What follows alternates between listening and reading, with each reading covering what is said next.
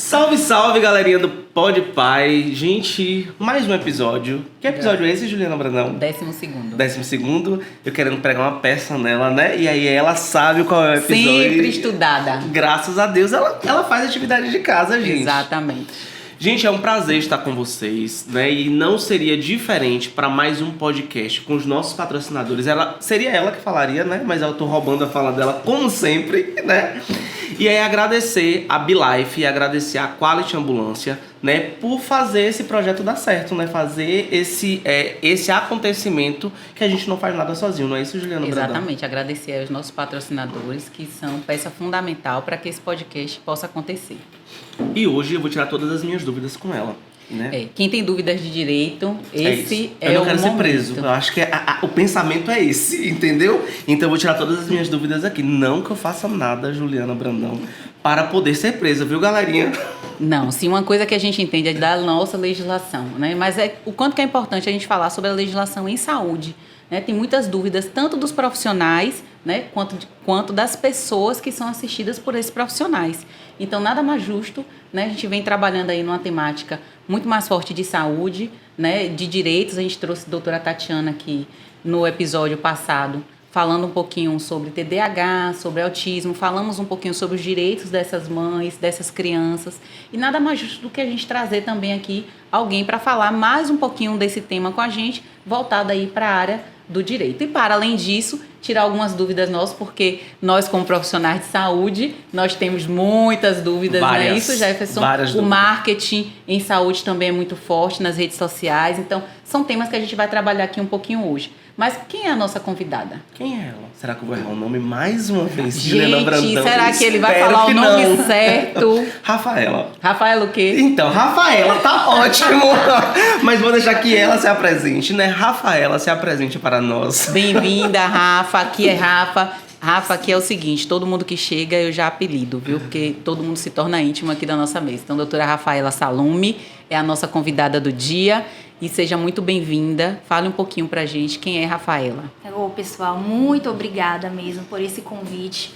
Adorei participar do Podpai, na verdade estar participando. Já acompanho, tá? Sou uma telespectadora ali assídua e fiquei muito feliz e honrada de poder participar.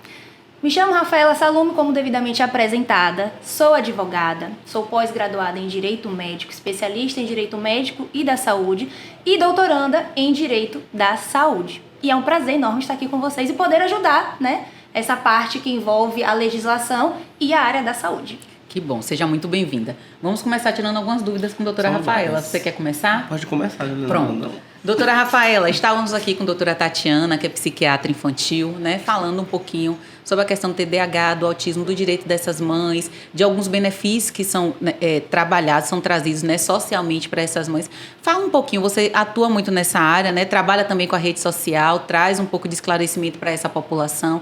Vamos falar um pouquinho dessas crianças neuroatípicas, quais são os direitos dessas mães, como é que elas podem estar buscando. A gente tem aí as terapias, né, que algumas não são implementadas no Sistema Único de Saúde, são implementadas através dos convênios, tem algumas tratativas com os convênios que são negadas. Então, fala um pouquinho desse processo, da sua experiência para a gente. Então, é um tema um pouco delicado, né, porque a gente fica lidando com crianças neuroatípicas, tá? Que também, o que eu vou falar, vai englobar crianças que têm síndrome de Down, a gente pega aí o mesmo viés. E os planos de saúde, eles estão também para não ajudar essas crianças e os pais dessas crianças, né? Que ficam aí loucos atrás da terapia necessária para os seus filhos. A gente tem muita negativa dos planos de saúde, certo? Com relação às terapias. Eles costumam negar sob a justificativa que não tem no contrato e que não está no rol da ANS. Só que são justificativas que no judiciário já são combatidas, tá? Porque o que é que vale aí? É o relatório médico daquela criança. Então, sempre quando vem uma mãe ou um pai aqui preocupado, querendo me buscar, né? Querendo que o seu filho tenha aquela terapia e o plano só está negando ou está dando a quantidade indevida, eu já falo, ó, vamos lá. Vamos ver o que é que eles alegam para a gente poder combater. Primeiro, o rol da ANS. Ano passado, retrasado, salvo engano, teve uma polêmica. É um rol taxativo, ou seja, você só tem que seguir o que tem naquele rol. Não, ele é exemplificativo, que você pode pegar algumas exceções. Acabou virando um rol exemplificativo. E o que vale para a gente conseguir essas terapias? No horário necessário, na quantidade necessária, é o relatório médico, que deve ser devidamente preenchido de forma técnica, tá? Porque é a partir desse relatório que a gente consegue, por exemplo, liminar. Geralmente, a mãe ou o pai, eles me buscam para conseguir uma liminar via justiça para aquele plano de saúde cobrir esse tratamento que está totalmente descrito no relatório médico para poder a criança começar, iniciar esse tratamento e não ter nenhum tipo de problema, como por exemplo uma poda neural. Entendi. Rafa, aí já é uma pergunta mesmo, me perdoe a ignorância nesse sentido. A gente está falando de plano de saúde, mas a gente percebe algumas ações para o Sistema Único de Saúde. Tem isso também, né? A gente percebe principalmente em relação à vaga de UTI, mas para o paciente de TEA, existem ações para o Ministério Público, para aquele paciente que é voltado para o SUS ou não? A gente não conseguiria mover essas ações? Olha, seria uma briga muito intensa, porque não é comum, não é habitual. Geralmente quem faz esse tipo de briga é quem tem plano de saúde. Então, assim, eu vou ser muito franca, eu também não vou ficar aqui enrolando. 90%, não vou dizer 100%, aliás, 100% que chega para mim é quem é beneficiário de plano de saúde. Não consigo lhe responder com certeza, mas eu lhe digo que é uma briga muito grande. Eu já tenho experiência com isso no sentido de oxigenoterapia, né? Porque uma das minhas atividades, eu trabalho no estado também e eu recebo algumas liminares para o serviço de oxigenoterapia. O que é que eu percebo? Que muitas vezes, e aí, né, mas assim, muitas vezes vem uma liminar e o relatório ele não está bem fundamentado. E aí a questão é, só por ser uma necessidade de saúde, como é que no judiciário, né, como é que é visto? Porque assim, às vezes tem um relatório que não está bem fundamentado e que ele acaba passando, atropelando outros usuários que estão na espera do serviço, porque chega-se com a liminar que deve ser cumprida de maneira imediata. E dos grandes questionamentos que eu sempre faço é, até que ponto não seria interessante as pessoas do judiciário terem acesso a algumas consultorias em saúde, no sentido de conhecimento também, porque a legislação ela é muito dura, né? A lei ela é muito dura. E acaba, por vezes, pronto, é isso aqui. E o relatório, muitas vezes, não vem bem fundamentado. Não vem, por exemplo, vou falar de oxigenoterapia. Muitas vezes não vem com a quantidade de litros de oxigênio que o paciente precisa fazer uso. Não vem com um exame que é essencial para a liberação daquele tipo de aparelho. Mas deu entrada, tem dizendo que tem direito, pronto. Aí o juiz determina liminar. E isso é uma coisa muito frequente. Isso acontece com muita frequência. Na questão dos pacientes neuroatípicos, né, da questão dos deficientes no geral, porque entra na mesma lei, eu acho até que é viável, né, porque se está na lei e não é cumprido, né, doutora, eu acredito que pode ser viável. Realmente é uma luta bem mais complexa, porque a gente está falando de Estado, né, a gente está falando do sistema. E eu acho que para o sistema acaba sendo mais complexo, mas isso acontece. O que eu percebo de muita fragilidade, por vezes, que é determinado, e aí eu não estou questionando aqui, né, o juizado, pelo amor de Deus, não posso ser presa. Mas assim, como profissional de saúde, como parte técnica, área técnica, a gente percebe que às vezes os relatórios dos profissionais são relatórios frágeis. E aí você estava falando sobre isso, a questão de ter um relatório bem fundamentado desse profissional, porque isso também dá subsídio para que você consiga ganhar causa, para que esse usuário ele tenha exatamente o serviço que é necessário, né? E então a parte de relatórios e a parte de fundamentação do profissional de saúde ainda é um processo que pode ser melhorado. Eu acredito que você também receba relatórios que ainda são um pouco inconsistentes, que você com certeza pode pedir para voltar, para vir com outros subsídios, porque não é só a lei que garante. Com certeza. Não é isso? Não, e assim, também não é só o relatório, tá? Tem resultados de exames, tem o diagnóstico, não pode chegar apenas, aqui é o relatório, vamos conseguir. Não, tem que ter toda aquela documentação médica daquela criança autista, por exemplo, por trás, para embasar o nosso pedido, tá? E o relatório, eu já cansei de receber relatórios ínfimos, que eu peço para voltar. Fala, olha, isso aqui vai ser quase impossível da gente conseguir. Obviamente, quando vou garantir, vamos conseguir eliminar ou não vamos conseguir eliminar. Não, a gente trabalha para ter o máximo de prova e prova bem elaborada para a gente conseguir. Então, tem que ser baseado em medicina com evidências, tem que ter, como eu te falei, a quantidade exata de carga horária, os dias, se é domiciliar ou se não é domiciliar. Então, ele é técnico. Isso assim, uma coisa importante que a gente tem que lembrar é que são ciências diferentes, né? Quando a gente fala de direito de saúde. E muitas vezes a gente costuma dizer na área de saúde que juiz é cabeça que ninguém anda, né? E pelo fato de ser cabeça que ninguém anda, a gente vai depender muito da percepção, porque não é uma ciência exata, né? O direito não é uma ciência exata. E pelo fato de não ser uma ciência exata, pra gente que tá na área de saúde, alguns termos, alguns relatórios são muito técnicos pra gente que a gente precisa adaptar quando a gente fala para uma questão jurídica. Eu preciso adaptar tanto pro paciente quanto para o profissional de direito, né? Porque é uma linguagem diferente. E aí eu entro em outro campo que chama muita atenção pra gente, né? E é uma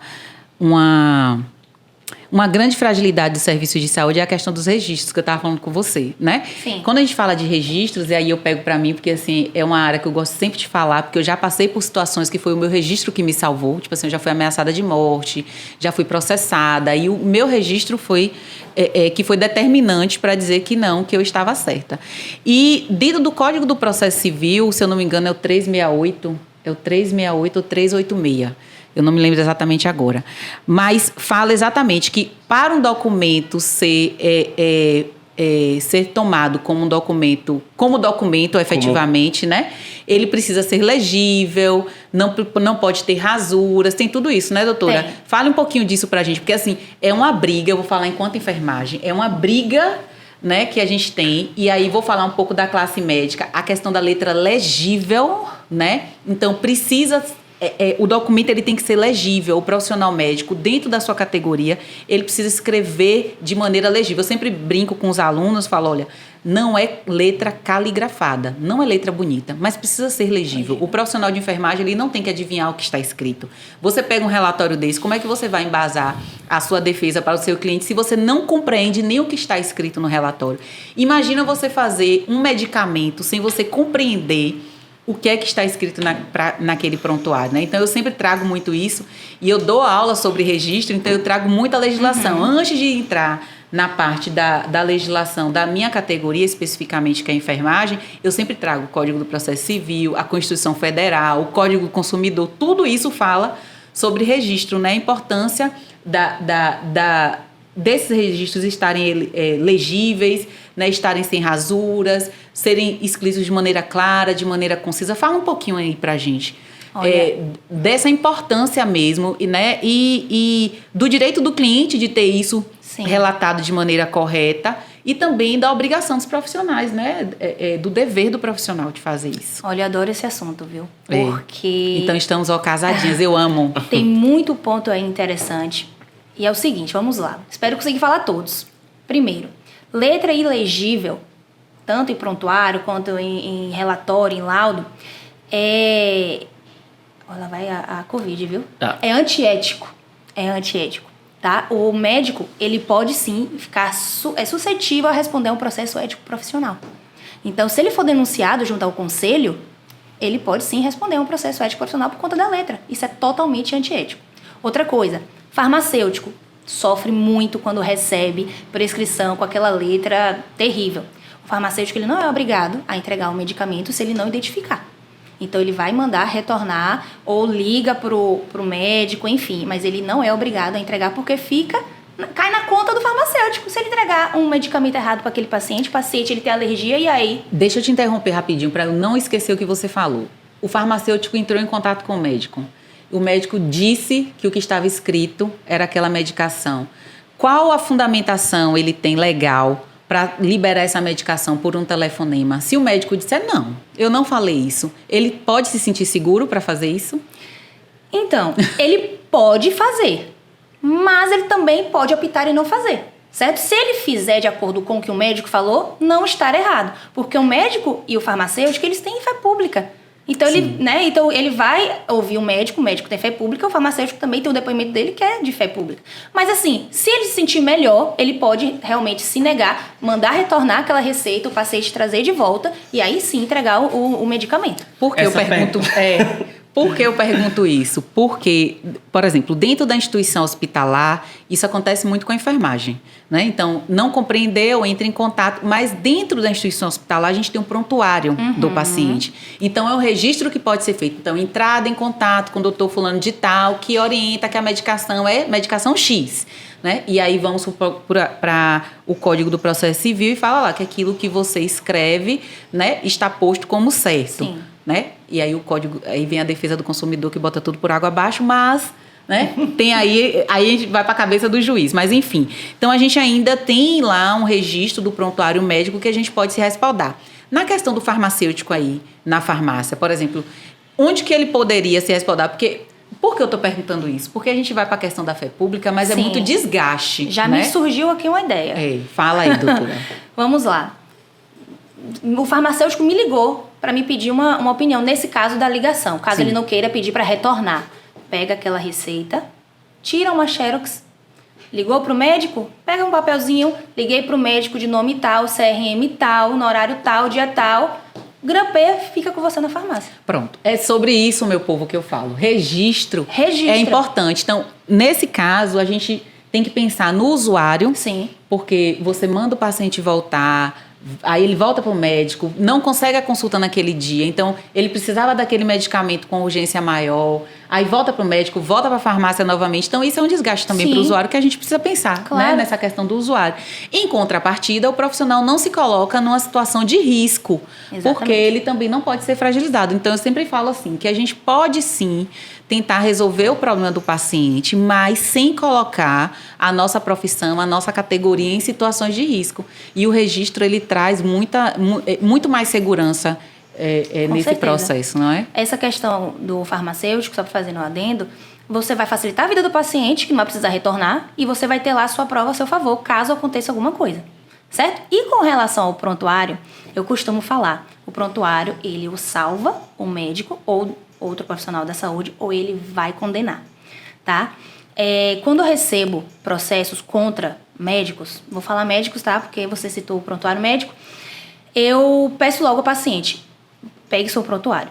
E já vou avisar aqui logo que o prontuário, ele é do paciente. Não pode médico, fisioterapeuta, qualquer tipo de profissional da saúde, clínica, hospital, negar o acesso, certo? Se negar, vai para o judiciário que a gente consegue. Mas a guarda é do médico, é da clínica, é do hospital. Mas o prontuário, ele é do paciente, tá? Pega o prontuário, vamos lá dar uma lida. E olha, eu passo cada perrengue para identificar a letra quando é manuscrito.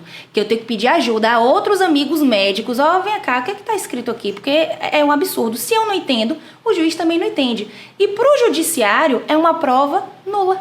Se o juiz não entender, não vai valer de nada, tá? Então, assim, eu sempre aconselho, registre tudo no prontuário. Horário, quem foi que atendeu, dose de medicamento. Poxa, rasurei, errei aqui, e agora? Rasura não é legal, mas assim, é melhor você passar um traço e em seguida escrever o correto do que deixar errado e correr um risco. Então assim, em ordem cronológica, legível, evite rasuras, mas se precisar um traço é o suficiente e registre absolutamente tudo, porque de fato o prontuário ele vai te condenar, vai te absolver. Coração, assim, chega, palpita, porque é isso aí que eu sempre bato na tecla, gente, é muito simples, né? Tem uma lógica, o prontuário ele traz essa cronologia justamente para você entender o que está se passando com o paciente. Então, assim, o quanto que isso é importante para o cuidado de saúde, porque a gente está falando aqui agora da questão da defesa do profissional. Só que até para a continuidade da assistência do paciente, a gente precisa de uma cronologia, a gente precisa de informações corretas. Então, como é que eu sei? Eu costumo dar sempre um exemplo assim. Jefferson salvou um paciente de manhã, né? E tinha que dar uma medicação naquele momento imediato. Ele não fez o check-in dessa medicação, ele não checou que foi feita a medicação. Mas ele salvou o paciente naquele momento, faltou essa medicação. Eu chego à tarde, faltou o check-in, ele deu a medicação. Eu chego à tarde, assumo o plantão. Jefferson me passa tudo, mas não me passou o detalhe da medicação. eu vou até o prontuário, a medicação não está checada, eu administro novamente. Então, aquele paciente que ele salvou de manhã, ele matou de tarde. Eu brinco desse jeito, para ver se as pessoas compreendem. Por quê? Porque a falta de uma informação dada de maneira incompleta, ela também pode salvar e ela também pode matar alguém, né? Então, Exatamente. quanto que isso é importante, não só na questão da defesa do profissional, a gente fala muito da questão da defesa, porque hoje também, doutora, você queria falar alguma coisa? Não, porque você está continua. viradinho e eu já estou emendando, né? Isso.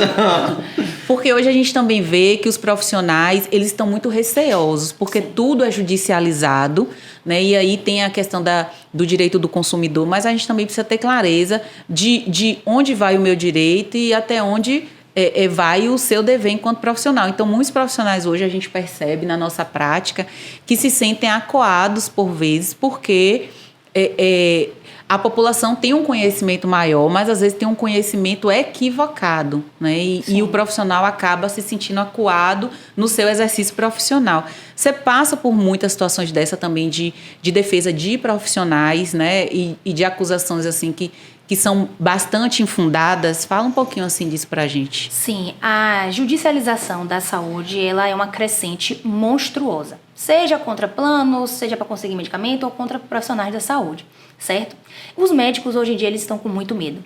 E eles trabalham em cima da medicina defensiva, o que é? Passa um monte de exame, muitos desnecessários para aquele paciente.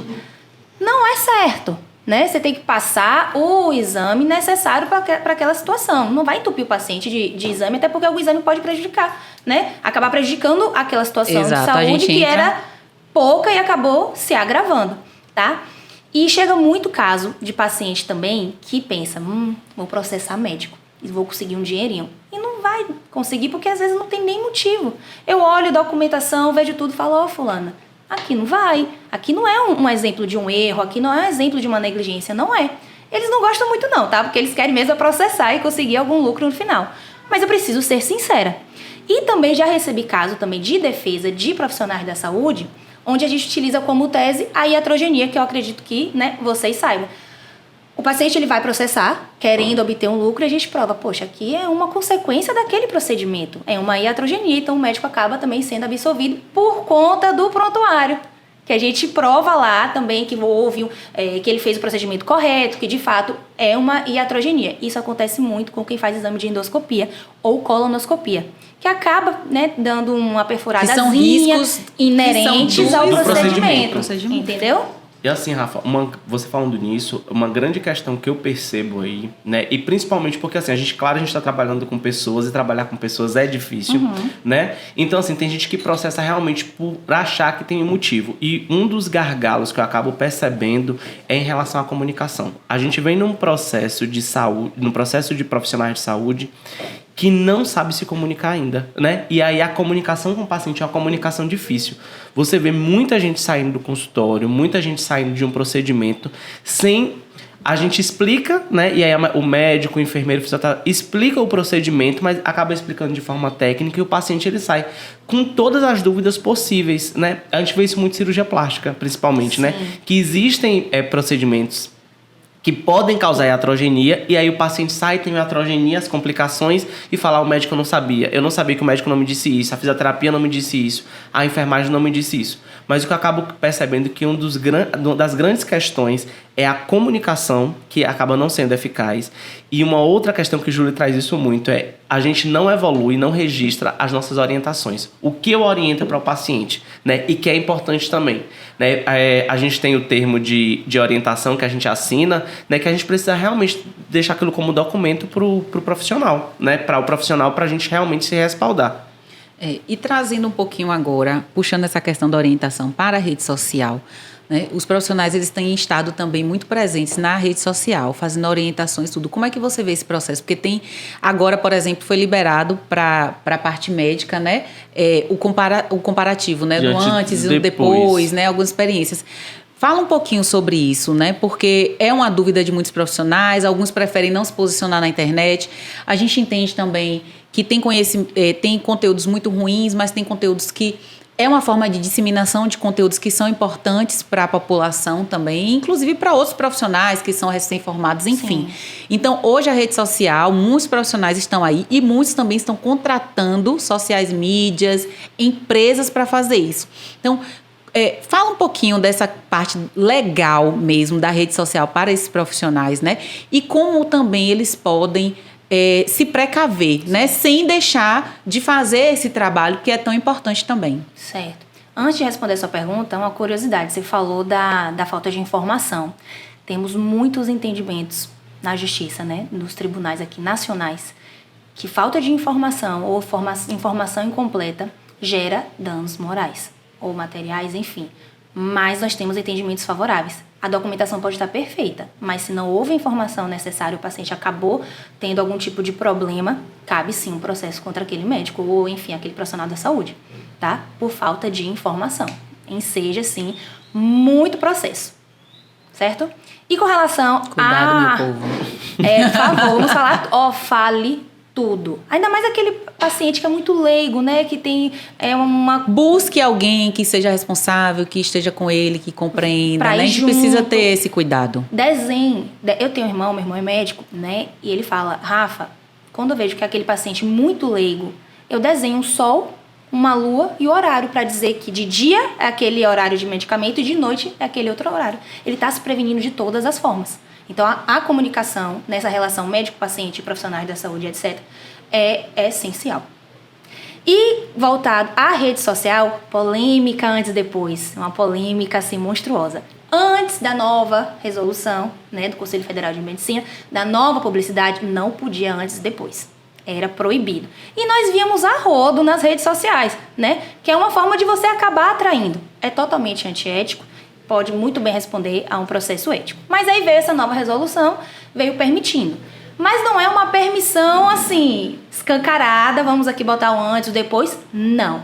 Tem todo um critério por trás. Por exemplo, você tem que mostrar que foi de fato um procedimento de antes e depois. Quais foram os riscos daquela paciente, quais foram as consequências, o biotipo daquela paciente.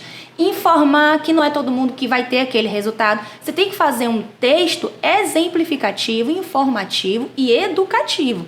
Você não vai estar lá botando o antes e o depois como uma propaganda, como uma mercantilização. Você vai explicar. Porque, de fato, o pessoal vai ver, ó, que bonito o antes e o depois, mas ele vai olhar aqui a legenda e vai falar, poxa, meu biotipo não entra aqui, então é capaz de não ficar parecido. Então, assim, pode o antes e o depois, mas com muitos critérios sendo preenchidos.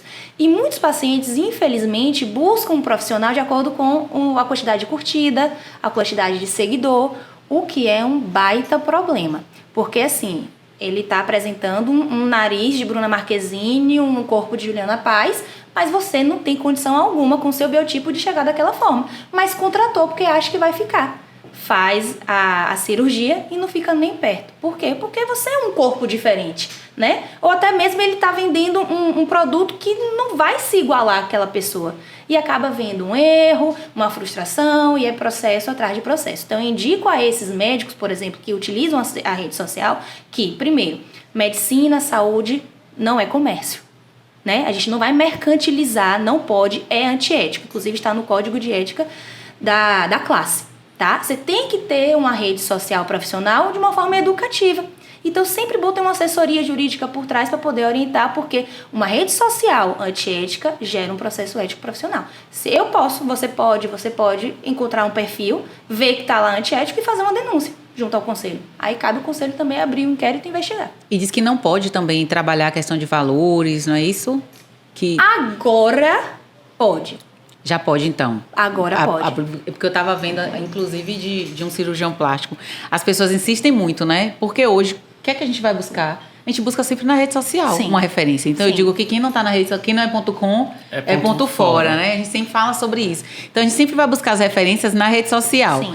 E que não é errado. Que não é errado. Mas a gente também sabe que aquilo ali é uma vitrine. Na sua vitrine, você só mostra o que está bom. Exatamente. Não é isso? E aí o médico estava respondendo, e era até um cirurgião plástico falando sobre isso, que a paciente falava assim, mas doutor, coloque pelo menos uma média de valores. Isso você não verá aqui. Porque o valor é muito subjetivo do procedimento que você vai fazer, do seu biotipo, dos resultados que você precisa alcançar, né, da quantidade de material que você precisa, do tipo de estabelecimento que você vai. Então, alguns também já não trabalham. Eu pensei que não podia ainda essa questão de trabalhar valores. Com essa nova resolução, você já pode sim divulgar. Entendi, certo. Próxima. A minha outra pergunta, isso eu que sou da pediatria, né, é uma questão que a gente acaba recebendo muito em relação ao termo de alta pedido, né? Para quem não conhece o termo de alta pedido, é um termo que algumas instituições elas elaboram, né, para a gente entregar para aquele acompanhante que não quer ficar na instituição. A gente tem algumas situações que, tipo assim, às vezes os pais eles se acham donos dos filhos e aí os filhos estão com um problema de saúde grave e querem tirar da instituição. Legalmente, a gente não tira. A gente aciona a polícia, serviço social, conselho tutelar, porque a guarda daquela criança naquele momento ela não é dos pais. A gente entende isso como profissional de saúde. Mas eu queria que você explicasse se esse termo de alta pedido ele tem efetividade pra gente ou não quando ele é utilizado, né? Porque às vezes essa criança, os pais assinam e a criança vai a óbito depois. Quem responde? Os pais respondem, a instituição acaba respondendo. E não só para criança, né? Isso não só para criança, com adulto isso, também. Adulto também. Que simplesmente não está satisfeito com a hotelaria da instituição, às vezes não está satisfeita com qualquer coisa, né? Não quer aquele tratamento. E o médico, o profissional médico, que é quem tem o poder de fazer a liberação desse paciente, fala que não, que a prescrição dele é X e que precisa ser cumprida. E aí, a gente tem esse termo de alta pedido. Fala um pouquinho, doutora, desse termo aí. Então, alta pedido é uma realidade, tá? A gente não pode fugir. Muitos pacientes, de fato, querem sair do hospital, da internação, mesmo antes do momento necessário. Quando a pessoa está numa situação de urgência e emergência, tá? Obviamente que não vai ter alta pedido. O médico nenhum vai liberar. Tá arranjando confusão? Informa ao diretor médico para chamar a polícia, para chamar o Ministério Público, mas o médico em si, ele, na situação de urgência e emergência, ele não dá, né, essa alta a pedido. Paciente em situação eletiva, lúcido, capaz de falar? Pode sim, o médico ele pode dar, mas não é somente dar a alta a pedido, é informar a ele se existe consequência, quais são essas consequências caso ele esteja saindo antes da hora, né, de uma forma prematura, se precisar também retornar, enfim, ele tem que preparar aquele paciente para esse mundo afora ainda doente e registrar no prontuário que ele informou ao paciente X as consequências de sair prematuramente e que o paciente, ele concordou. Aí sim você pode dar essa alta a pedido e pegar a assinatura.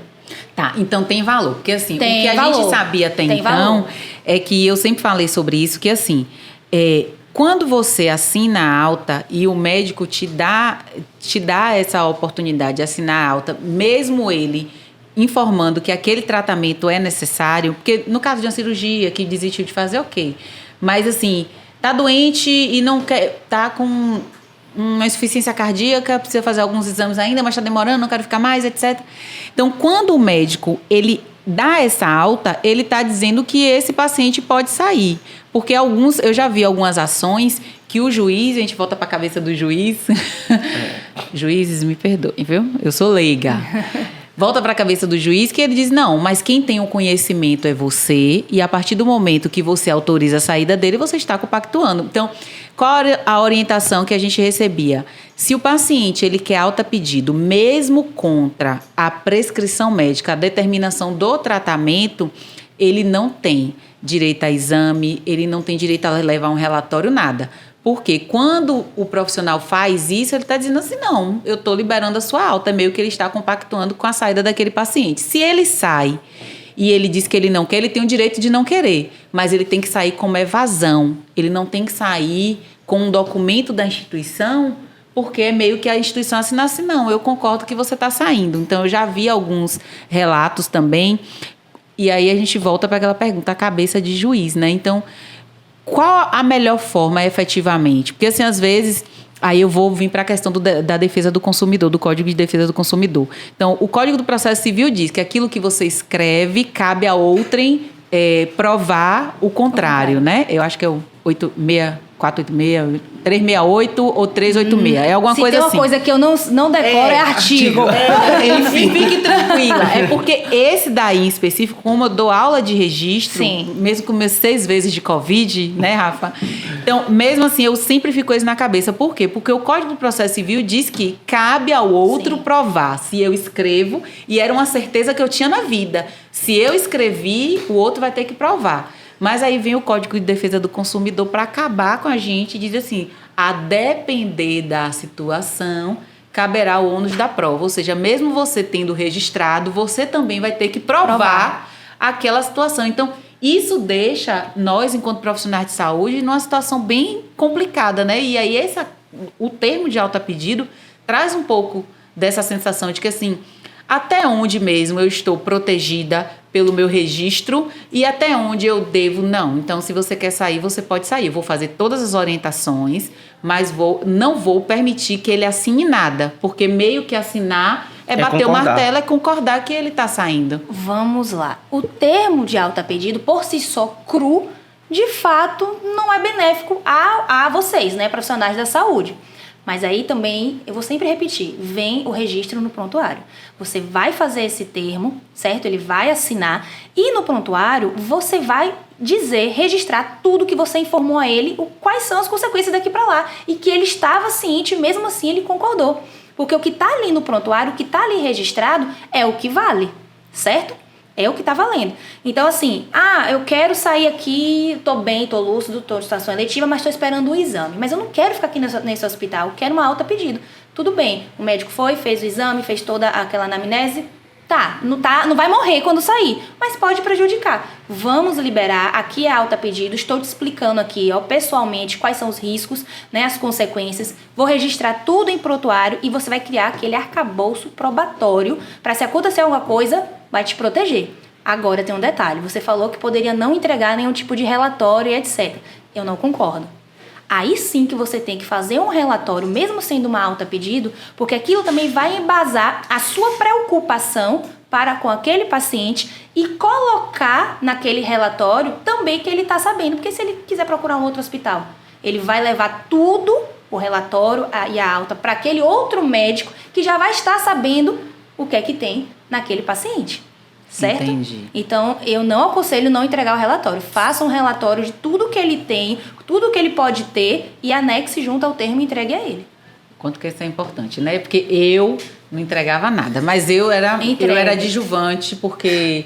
Coadjuvante, porque na verdade qualquer alta, ela tem que partir do profissional médico. Do profissional mas médico, não entregue, né? A guia original, não. Tira uma xeroxzinha, deixa guardado também. Não, normalmente esse tipo de serviço é feito pela assistência social da instituição, né? Chama-se assistente social, sim. Mas isso que você falou é importante, porque assim, até para isso, é importante ter um relatório melhor embasado, que a gente vê assim, fulano de tal foi orientado sobre o quê? Sim. Né? Orientado de quê? Foi orientado que não deveria sair de alta, e a pessoa assina. Então, não tem nenhum tipo de orientação, não tem nenhum tipo de embasamento. O profissional não pode ter preguiça na hora de registrar. Tem que registrar tudo. O que orientou, palavra por palavra. Porque, por exemplo, eu fiz esse pedido de alta pedido, recebi o termo, recebi o relatório. Tanto o termo quanto o relatório também vão estar anexos ao prontuário que está lá com vocês no hospital. Eu saí do hospital, fui procurar um outro hospital para poder me atender e nem levei esse relatório. Cheguei lá, informei minha situação e o médico perguntou, mas rapaz, como é que te deram alta? E ele não vai te defender, né? Digamos, eu vou chegar e falar, realmente, aquele médico não me deu alta. E aí começa um tratamento que pode piorar, porque não sabe o que ele tinha antes. Aquele paciente, digamos, vem a óbito. Aí a família, eu não vou procurar a justiça, porque ele morreu agora por conta dos médicos passados que deram a alta. O que é que vai proteger? O termo e o relatório que você anexou, tanto o registro no prontuário, porque o relatório foi junto com o termo, então ele tinha aquele relatório para mostrar para o próximo médico e o próximo médico saber o que ele tinha, quais são agora os passos que ele iria seguir para continuar o tratamento, entendeu? Então tem que ter essa perspicácia de anotar e registrar tudo e guardar para vocês no hospital, ou na clínica, enfim. Isso é bom. Agora, você tem outra pergunta mesmo? Então, voltando para a questão da rede social. Então, hoje, por exemplo, hoje tem muitas empresas, né, inclusive aqui na nossa região também, tem muitas empresas que trabalham com essa questão marketing, a questão do marketing médico, né? Do marketing médico e do marketing da equipe multiprofissional de saúde. Sim. E tem se trazido também alguns termos, algumas rotinas. Como é que essas empresas também podem, nesse processo, ter um cuidado maior no momento de mexer com essa rede social, já que não são empresas da área? Você falou da consultoria jurídica para a questão dos médicos. Como é que você percebe o boom dessas empresas, né? E a qualidade dessas empresas e os perigos que essas empresas trazem quando não tem um consultor jurídico, quando não tem muito conhecimento da área? Porque a gente trouxe aqui no nosso podcast Valesca Deprá, né? Você deve conhecer. Valesca trabalha com marketing médico aqui. Ela trouxe muito isso, a questão de ter o cuidado de que, da mesma forma que o marketing vai elevar o profissional, ele também pode derrubar esse profissional. Exatamente. E aí, me fala um pouquinho assim, dessas empresas, qual o cuidado que esses profissionais eles devem ter na busca por essas empresas. A gente não tem tempo de gerenciar a rede social, né? Rede social é uma coisa que demanda muita energia, principalmente quem quer trabalhar com a rede social. Então, nessa busca, né, por melhorar a sua rede social, por fazer a construção do seu perfil profissional, quais os cuidados que esses profissionais devem ter?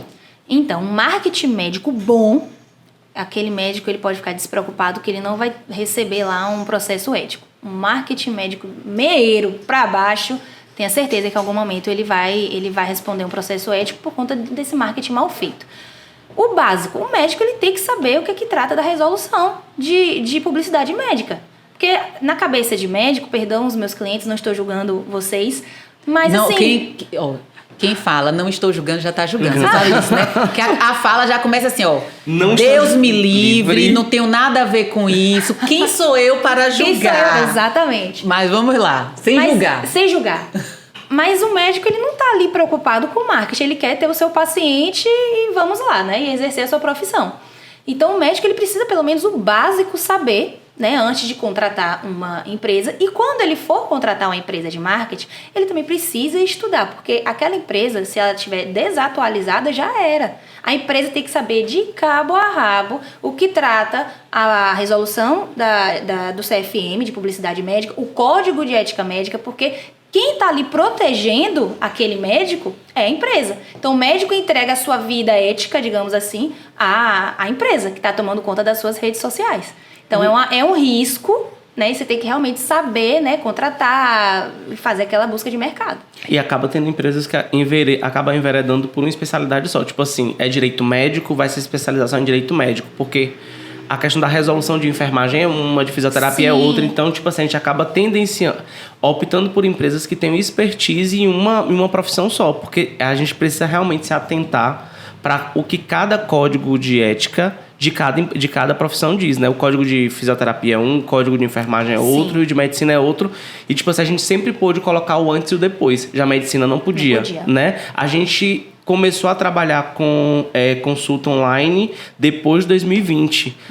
Depois da pandemia, né? Se eu não me engano, de fisioterapia, ela já conseguia trabalhar Psicologia isso. Também Psicologia também já podia. Então, assim, houve alguns ganhos pós-pandemia, mas é muito de cada resolução, o que cada conselho diz, né? Quer ver um ponto também, que na parte odontológica, pode postar o antes e o depois, os odontólogos, mas o meio não pode. Por exemplo, aquela boquinha aberta ali fazendo bichectomia. O procedimento, o dentista não pode. E o que a gente vê aí?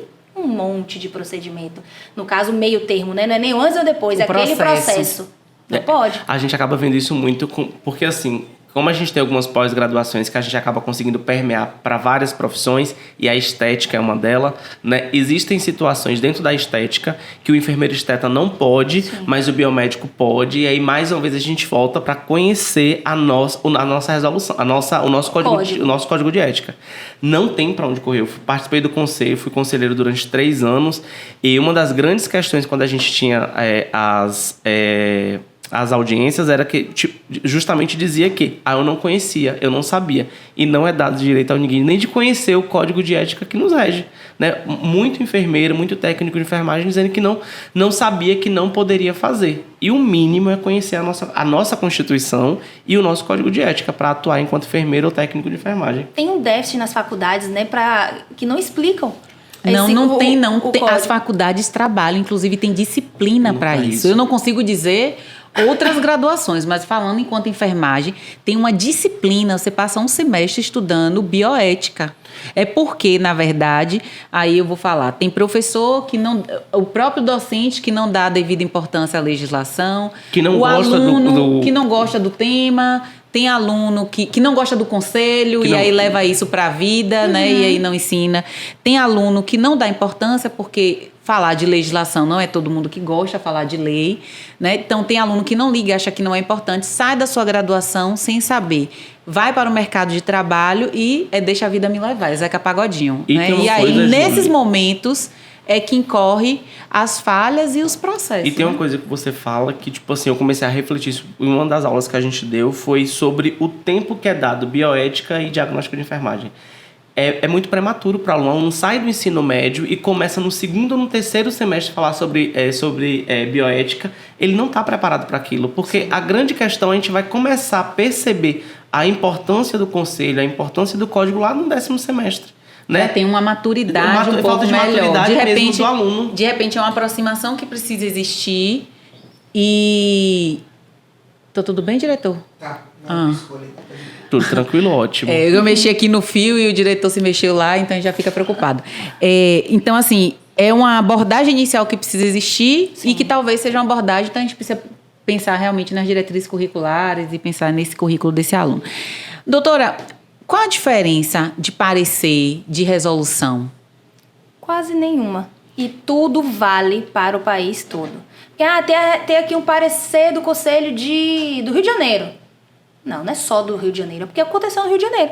Mas a gente pode utilizar no Brasil todo. Por exemplo, tem um parecer aqui, São Paulo, sobre alta-pedido. Uma peculiaridade que aconteceu em São Paulo. Mas já vai abranger todos os outros estados, caso aconteça a mesma coisa. Mas vale ou só é um subsídio? Por exemplo, se tiver uma judicialização, eu posso utilizar isso como um argumento, mas tem valor, porque assim, dentro do nosso conselho... Eu ia falar isso. Porque dentro do nosso conselho, trabalha assim, tem os conselhos regionais, então tem um parecer de body piercing, que foi o que Jefferson fez no estado de Minas. Mas para a execução do profissional de enfermagem aqui, teve que existir um parecer feito pelo Corém Bahia. Entendi. Entendeu? Mas vale. Mas é isso, vamos supor. Vou te falar do body piercing. A gente diverge em pensamentos em alguns. A linha é a mesma. Gente, o que é um body piercing? Body piercing, furo de orelha. O teu gente. Porque evoluiu o nome. A técnica body piercing. Porque a enfermagem a gente pode fazer. O nome tem que ser americanizado, porque senão não tem valor. Então, dentro do... Adorei. Boa. Dentro do território, a gente, se eu não me engano, o primeiro parecer foi do Piauí, né? A gente teve o parecer do Piauí e tal, mas existe uma divergência principalmente em relação ao técnico de enfermagem. O técnico de enfermagem, ele não pode, dentro da lei do exercício profissional, ele não pode executar nenhuma atividade a não ser sob supervisão direta do enfermeiro. Porém, um dos estados colocou que a técnica body piercing, por ser uma técnica simples, o profissional técnico poderia ser autônomo, diverge.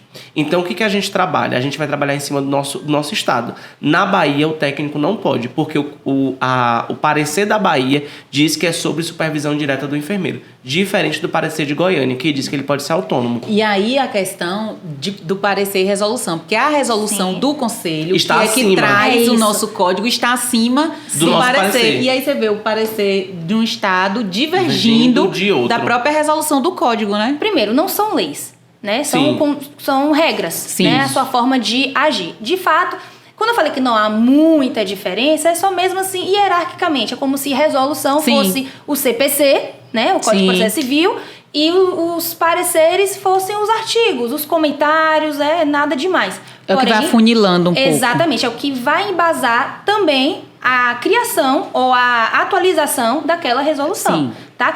O parecer são para pequenas coisas que acontecem diariamente que a gente precisa de uma resolução rápida. Sim. Certo?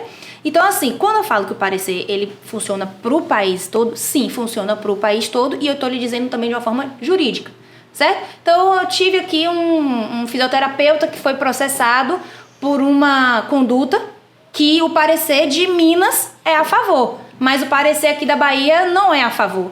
Eu vou proteger o fisioterapeuta, eu vou utilizar o parecer de Minas porque ele tem valor nacional. Perfeito. Entendeu? Ele tem valor nacional.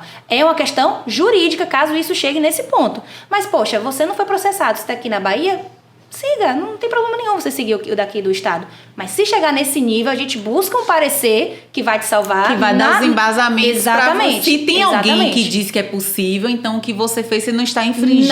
Não está. É só uma questão de dinamicidade regional. Seria mais ou menos isso. Porque aconteceu um fato lá em Minas que ensejou aquele parecer. Quem garante que aqui não vai acontecer? Entendeu? Então vale sim pro território nacional todinho. Gente, isso clareou minha mente, tipo assim, porque a gente tinha muito receio e uma das falas da gente era essa, porque a gente entendia muito dessa forma, de que a gente só poderia executar conforme o parecer regional. Ou porque uma traz resolução, um pouco essa que questão é o da regionalidade. Conselho Federal de Enfermagem, que tipo assim, acaba deliberando, aí quando é resolução pelo conselho, beleza. Mas os pareceres eram regionais, e a gente tinha que ou regionalizar todos os temas, mas a gente acaba não conseguindo, tipo assim, fazer tema para cada coisa, não, porque é muito da demanda de cada município, de cada estado, entendeu? Saindo dessa parte, né? E ainda agora vamos voltar para os pacientes. A gente tá tirando essas dúvidas muito... mesmo, todas. né? Fica à vontade. A gente tá tirando, tipo assim, é praticamente uma consultoria, viu? Exato. A gente não trouxe a doutora Rafaela aqui à toa, não foi? Com As certeza dúvidas não. todas. É bom que quando a gente for dar as aulas agora, a gente já tá com as aulas atualizadas. Eu quando adoro colocar lá isso. Quando eu colocar lá o parente, eu vou botar Salome, ponto e vírgula, Rafaela. Aí, né, 2024. Trazendo um pouco aí a questão das UTIs e dos acompanhantes, não é? Tem uma legislação, né, que fala que tem direito aos acompanhantes na UTI. Tem uma legislação nova aí que traz também a questão da mulher ser acompanhada, não é? E aqui na região nós temos, né, algumas situações de recusa. Recentemente, a enfermagem ganhou na justiça das doulas, né? Das doulas, né? Da mulher não poder ter essa escolha de acompanhamento. Tem situações de assédio, então as mulheres estão cada dia mais inseguras, né? E isso até é triste, porque eu, enquanto profissional de saúde, eu falo assim, gente, a pessoa vem confiando em mim, vai se despir, e eu não falo se despir de roupa, não, se despir mesmo de medos, inseguranças, né? E a gente, enquanto profissional de saúde, se vê numa situação do paciente não confiar na gente, então a gente tá chegando em um momento bem, bem complexo. Mas aí tem a questão dos acompanhantes nas UTIs, tem a questão da mulher com acompanhante, e saiu agora na última sexta, dos adolescentes e crianças também poderem fazer visitas aos pais e seus entes hospitalizados, que também não era permitido, ficava muito a cargo da instituição. Então, se eu era enfermeira boazinha, eu falava, segura aí que eu vou liberar você rapidinho. Mas isso ficava muito a cargo ainda dos profissionais, né? Doutora, não sei porque sua área é muito vasta, né? Sim. Então é bom que a gente deixe isso muito claro. Então tem coisas que a gente vai perguntar aqui que talvez não seja muito da sua área especificamente. Mas assim, como é que é vista essa questão legal dessas instituições que não permitem o que já está posto enquanto direito desse usuário? Que acontece muito. A alegação mas a estrutura física da unidade não permite. Não é porque a gente tem superlotação nos leitos, então não permite. Enquanto profissional, a gente percebe isso também, porque assim, eu vou trazer, porque às vezes a gente está na assistência e muito acompanhante, mas atrapalha. Não atrapalhar no sentido de que é porque está ali acompanhando, mas às vezes o espaço físico mesmo não dá, acaba dificultando. Mas é um direito, né? E como que isso é visto? Como é que o usuário pode recorrer a isso? Já está fragilizado com seu ente hospitalizado? As instituições alegam e tomam isso, mas isso é regra da instituição. Então, a regra da instituição, ela sobrepõe a lei? Jamais. Nada se sobrepõe à lei. A regra da instituição pode dizer X, se a lei é Y, o que vai valer é o Y, certo?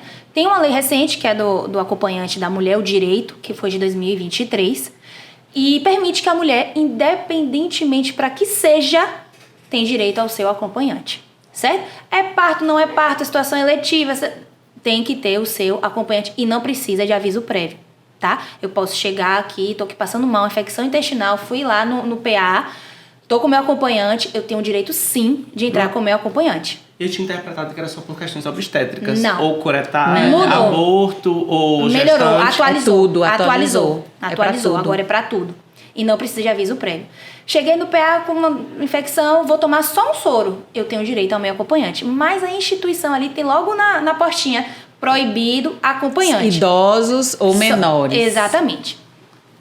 É assim, a pessoa não vai querer fazer um barraco, pode fazer, mas digamos que o marido, o acompanhante, enfim, não vai fazer lá o barraco, vai só chegar a registrar o celularzinho, estou querendo aqui entrar com a minha mulher, porque tudo é prova, gente. Hoje em dia, tudo você tem que trabalhar com prova. Estou aqui tentando entrar com a minha esposa, enfim, para poder acompanhá-la, estão me proibindo, filma mesmo, grava mesmo e registra uma queixa na ouvidoria daquela instituição. Você pode conseguir não entrar, infelizmente ela vai entrar só, mas os seus direitos você vai conseguir depois via judicial.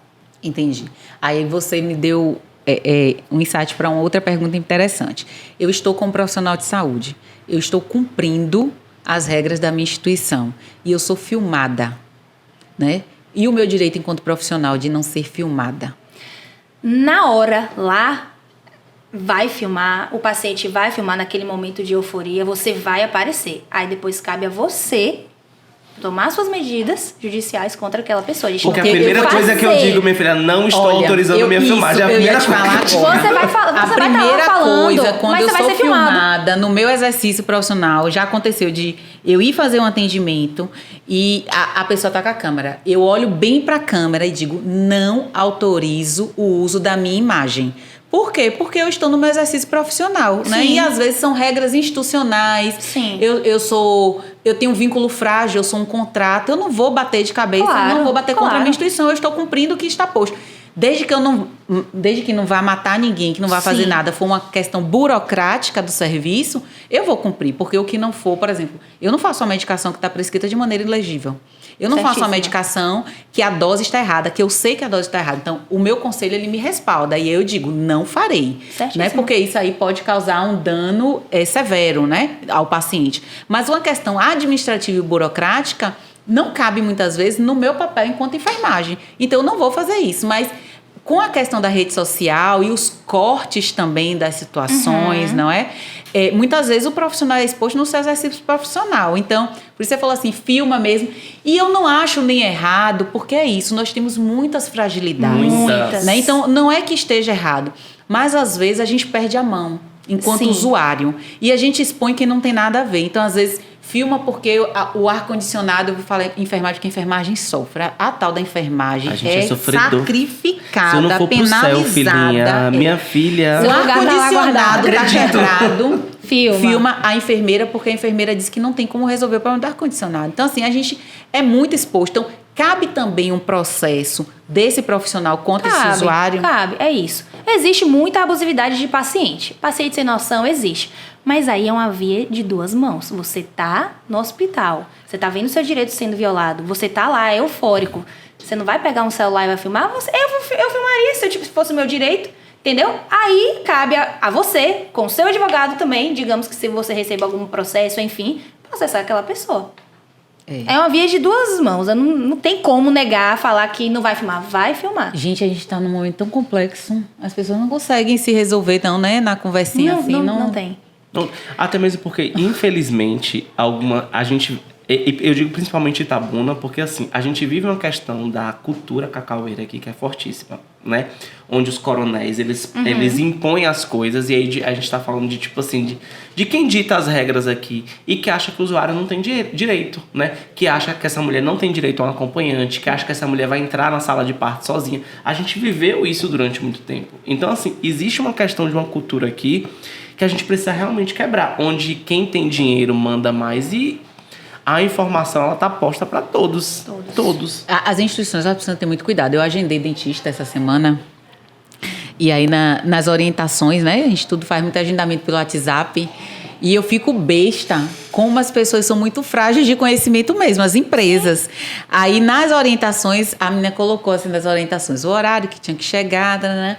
E aí colocou, não pode acompanhante. Aí eu fui lá e escrevi para ela assim, eu falei, olha, eu não vou levar acompanhante, né, por opção, mas eu sugiro que vocês revejam essas orientações, porque você está me dando subsídios para entrar com um processo, porque você está me dizendo e você está usurpando um direito que é meu. Então, assim, eu estou te dando a sugestão, que eu sou boazinha, gente, eu sou ótima. Mas tá certa. Eu estou garantindo minha vaga, no mínimo, no purgatório. Aí eu falei, eu sugiro que vocês revejam, essas orientações, porque hoje é um direito da mulher, em qualquer espaço de atendimento em saúde, que ela esteja com seu acompanhante. Então, você percebe muito a fragilidade de quem está à frente. E aí eu volto para a questão de quem está na recepção, que é quem faz a primeira abordagem. Então, às vezes, quem é o gestor conhece, mas o seu profissional, que é quem faz a recepção, não conhece. Ou eu volto para aquela outra questão. O gestor dá uma de João sem braço e na hora que vem o processo joga nas contas do profissional. Mas a ordem está lá, vinda da gestão. Isso também acontece demais. Júlia, eu gosto muito de pensar na malícia das pessoas. Eu gosto, principalmente quando eu falo de procedimento, no tocante à mulher mesmo. Homem, profissional enfermeiro homem, profissional médico homem, que vai fazer toque vaginal na mulher, que vai atender uma mulher. Eu sempre gosto de trabalhar com a malícia da pessoa que está sendo atendida. E aí, tipo assim, eu sempre vou partir do princípio que eu não sei como essa pessoa vai interpretar a minha assistência. Eu prefiro estar com uma profissional mulher do lado. E tipo assim, justamente a gente precisa olhar para a cena e falar bem assim, o que isso pode me gerar problemas. Então eu vou tentar me prevenir nas possíveis complicações que isso pode gerar. Só para não perder o fio da meada, você falou aí sobre o exame do toque. Se o médico ele for correto, se ele quiser se prevenir, se ele for ético, a mulher está sozinha, ele vai chamar a secretária para acompanhar na sala e não fazer, né, o procedimento sozinha. É isso, mesmo sendo, exemplo, a enfermeiro faz toque, então a gente acaba fazendo. Se ela estiver acompanhada, eu sempre faço com uma profissional, porque assim, o acompanhante dela é a defesa dela. Sim. Então eu sempre faço com uma outra mulher, que é uma profissional, uma técnica de enfermagem ou uma enfermeira, né? Para poder acompanhar. Isso, a gente faz muita sondagem em criança, sondagem é a mesma coisa em menina, né? Sim. O mesmo princípio. Eu explico tudo para a mãe, para acompanhante ou para o pai, mas eu chamo uma das meninas. Gente, bora me acompanhar. Porque a gente tem uma resolução, quando a gente fala de sonda, que diz que o profissional técnico precisa acompanhar. Então, se eu estou indo sozinho, eu tenho uma resolução que diz que eu preciso de um profissional técnico, se tiver qualquer problema, o próprio conselho vai dizer, você deveria estar no procedimento com outra pessoa e você não está, por quê? Então, assim... A lei é seca. A lei é seca. Você acaba... Aconteceu uma iatrogenia, a paciente sangrou e tal, mas você não estava como deveria estar, que é com outro profissional. Então, assim, é pensar realmente nas possíveis complicações. E a palavra... Perdão, João. E a palavra da vítima, da mulher que foi violada... É isso que eu ia falar. Tem um grau de importância muito maior. A palavra do usuário tem muito poder. Por isso que o profissional está cada dia mais... receoso, né? E aí você trouxe a questão dos médicos muitas vezes exagerados nos pedidos de exame. Então, a gente percebe pedidos de exames que são desnecessários, colocando o paciente para fazer... sujeito à radiação, coleta de exames, punção. Então, utiliza muito, suga muito do sistema de saúde. Sim. Então, por exemplo, a gente vê na atenção primária N pedidos de avaliação com o dermatologista, por exemplo, e muitas vezes não tem necessidade de dermatologista, então sobrecarrega o sistema dos próprios convênios que também não conseguem Sim. dar vazão, justamente por conta desse receio dos profissionais. Agora, na minha percepção, os médicos eles são mais relapsos nesse sentido. Não sei se porque tem muito essa cultura, o médico sempre foi muito endeusado, né? Então sempre esteve num patamar muito superior. Então, né, quando o usuário ele vai falar, ele fala de toda a equipe, mas ele nunca quer falar do médico. Isso está mudando um pouco, então hoje já se vê muito mais. Talvez alguns hoje estejam acordando para isso, então não existe tanto quanto era a cultura de que o médico é muito superior, mas eu percebo que, pelo menos a enfermagem, ela vem se precavendo muito mais, principalmente nessa questão do registro. Temos muito que melhorar. Sim. Muito. Precisamos melhorar muito. Principalmente porque é uma categoria que está 24 horas do lado do paciente, né, que está muito mais tempo. Então, se você está muito mais tempo, o risco de falhas também acaba sendo muito maior, não é? Mas, assim... Eu percebo que os médicos eles estão acordando um pouco mais para essa necessidade do respaldo, porque a categoria, culturalmente, era uma categoria que estava acima de todos e que era intocável, não é? Então, Sim. isso vem... Eu percebo que isso vem...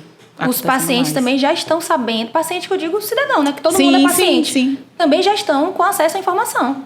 Já sabe como vai agir, como pode coletar a prova, né? Que não filme, mas que grave. Então, o médico também ele está ciente que ele está atendendo um potencial autor de uma ação, ou seja, uma potencial pessoa que vai processá-lo. E hoje o que a gente tem percebido também é que, os planos de saúde, eles contribuíram muito para isso, né? Alguns procedimentos que a gente tem o evento adverso, que é um evento adverso evitável, né? Sim.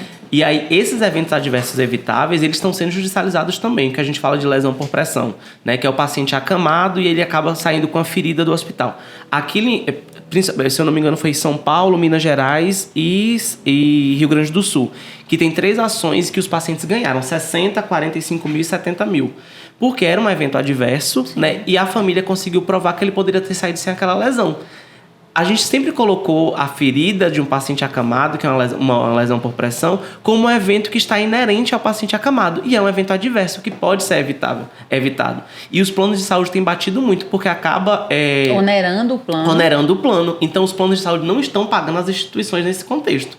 Então, o que eu digo é, a população ela está muito mais informada, e as iatrogenias que a gente colocava como iatrogenia tem entrado também como evento adverso, que é evitável. Alguns eventos adversos são evitáveis.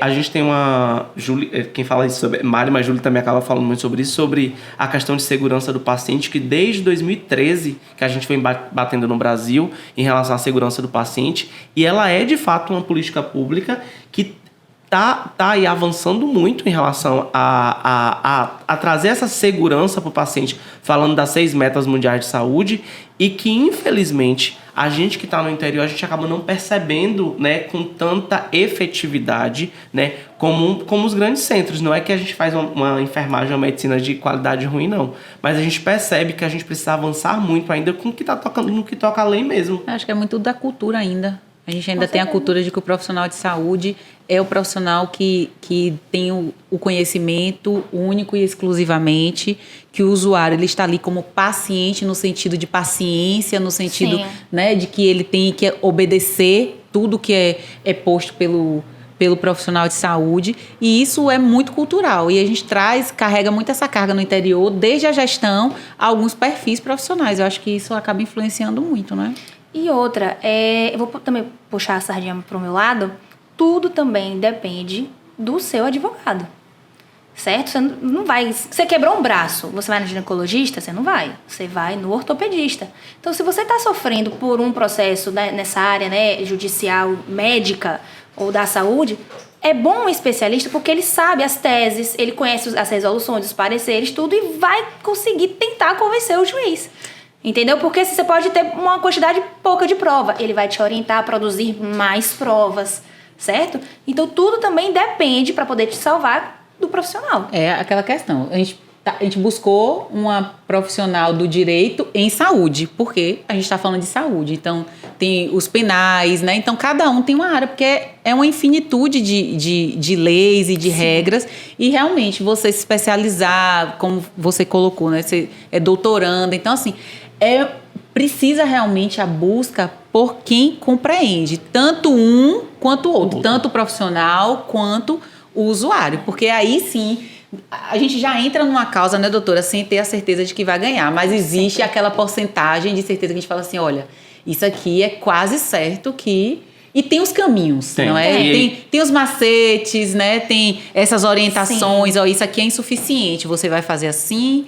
E você vai fazer dessa forma e você vai conseguir um quantitativo de provas melhor, que dê mais fundamentação para o seu processo. Então, é realmente a gente saber quem a gente deve buscar. E na área da saúde funciona da mesma forma, como você falou. Vocês falaram que não queriam ser presos. Eu não sou criminalista, então eu acho que vocês iam ficar presos, viu? Porque não é minha área. Rafa, eu deixaria 2 perguntas. Você tem 2 clientes. Você tem um profissional de saúde que você precisa defender. De tudo que a gente conversou aqui, qual seria o seu conselho para ele? E você tem um cliente que é o usuário, seja do plano de saúde ou seja do SUS. O que você diria para esses 2 clientes distintos de tudo que a gente conversou?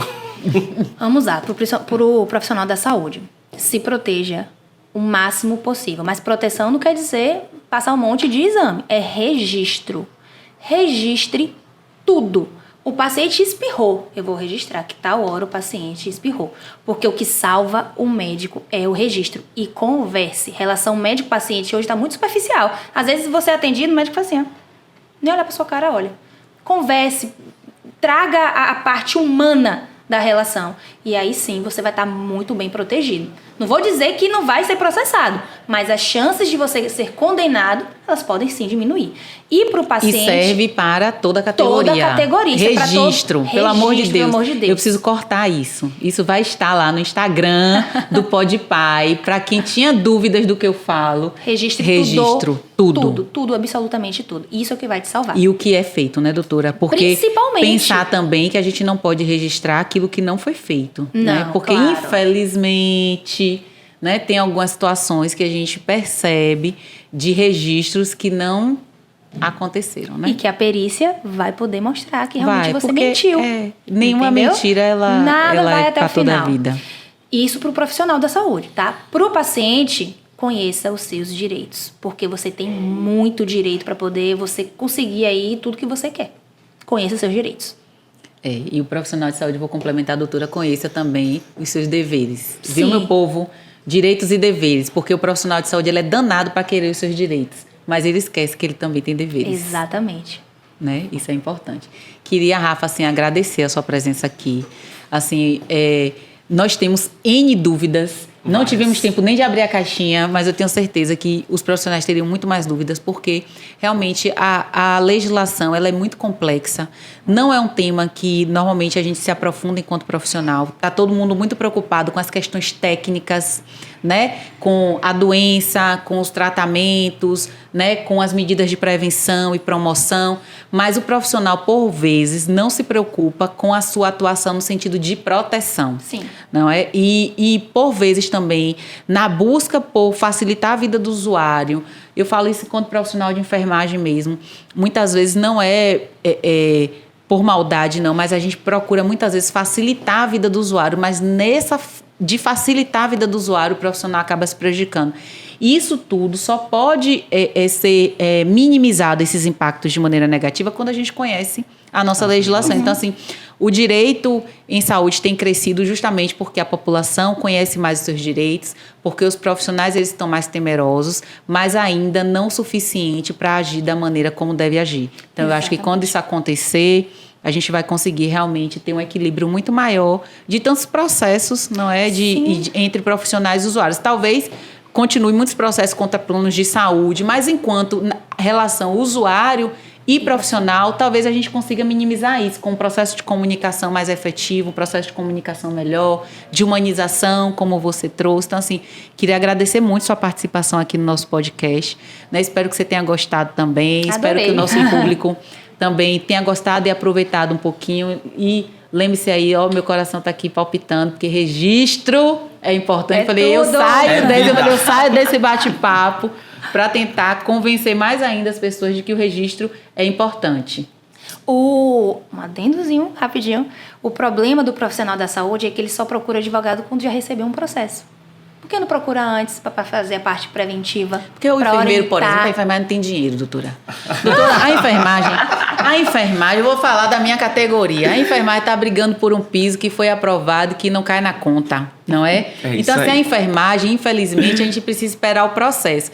Eu costumo dizer assim, como a gente não tem dinheiro para pagar advogado, às vezes a gente não tem dinheiro nem para pagar quando o processo chega, se previna, meu povo. É muito mais fácil prevenir. Com registro. Não é verdade? Registre, não é isso? Certíssima. Agora, as outras categorias médicas, por exemplo, tem um consultor jurídico, doutor. Vale a pena, não é? As suas empresas de social media, de marketing médico, é importante ter um consultor jurídico, porque as falas, os posts que falam de saúde, que dão dicas de saúde, é importante que você saiba aquilo que você está falando, né? Com certeza. Mas a enfermagem é porque a enfermagem tem dinheiro, não, doutor. Ainda. Gente, agradecer a vocês, né? Eu acho que esse bate-papo aqui a gente passaria horas conversando, não é isso, Julie?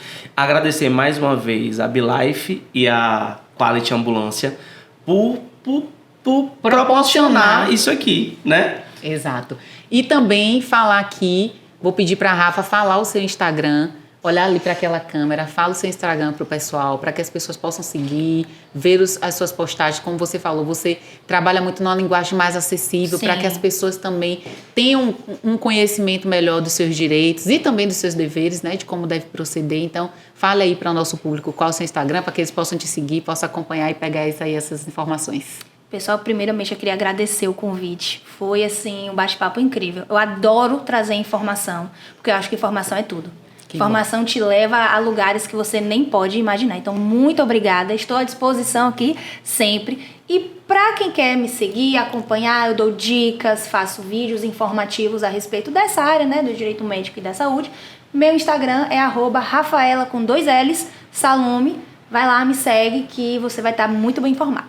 E para você, telespectador aí do nosso podcast, continue seguindo o nosso Instagram, se inscreva no canal do YouTube. Tem gente que vai lá, Jefferson, no canal do YouTube, assiste o vídeo, Sério? não curte, não comenta, não compartilha e não se inscreve no canal. Pessoal, a gente quer fazer o nosso podcast ao vivo, mas você sabia que pra gente fazer ao vivo a gente precisa de um mínimo de seguidores no YouTube e você não vai contribuir para que isso aconteça? Não é possível, né? Não tô acreditando num negócio desse não. Acredite, creia em Deus. É, Rafa, acredite nisso. Pai, Tem não gente que acredito, vai lá, gente. vê, comenta com a gente, fala, poxa, tá massa, tô gostando, sempre ouço no carro, tô acompanhando todos os episódios, qual é o próximo entrevistado, mas não se lembra inscreve. de se inscrever no canal. Então, pessoal, se inscreva no canal do YouTube, curta, comente, compartilhe. Isso é importante para que o nosso canal cresça e a gente possa vir aqui ao vivo falar para vocês. Imagina essa dupla aqui ao vivo, que sucesso. É isso.